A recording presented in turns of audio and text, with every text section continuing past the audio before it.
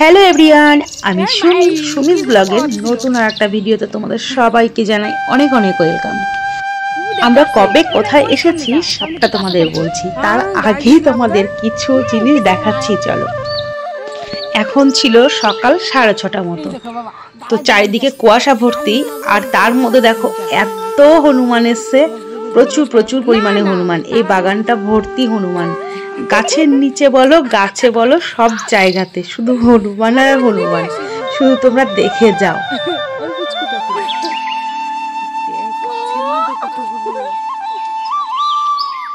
গাছের কোন আগায় গিয়ে বসে আছে হনুমানগুলো দেখেছো?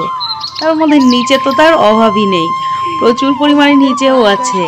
আর গোলু তো এত হনুমান দেখে খুব আনন্দ করছে।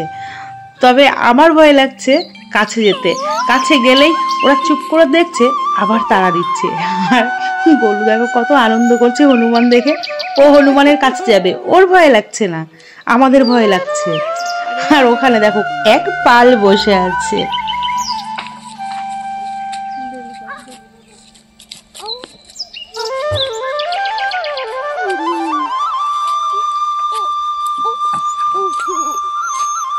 কাল রাতে আমরা চলে এসেছিলাম বর্দি বাড়িতে বেড়াতে। বাতকুল্লা নামটা সবাই শুনেছো, আবার অনেকের পরিচিত জায়গা। তো আমরা ওখানেই গেছিলাম ঘুরতে। আমরা সবাই ঘুমিয়েই ছিলাম। বর্দি ডাক দিল, এই বোন ওর তাড়াতাড়ি দেখ কত হনুমান এসেছে, গোলুকে নিয়ে আয়, ও দেখলে ভীষণ মজা পাবে।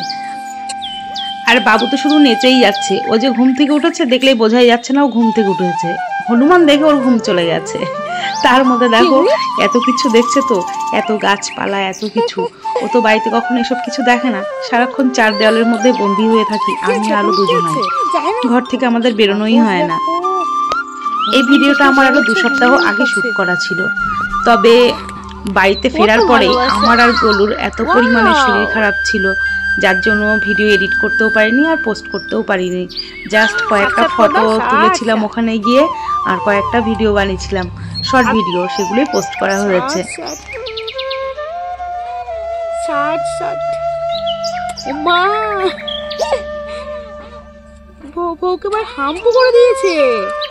এই ছাগলের বাচ্চাটা জন্মেছে মাত্র 2 দিন আগে, কত কিউট দেখো। আর গোলু তো ওকে দেখে ভীষণ খুশি, সারাদিন ওকে তাড়া করছে। এবার ওর মা যেই ম্যামা করে চিৎকার করছে আর গোলু তো দৌড়ে পালাচ্ছে।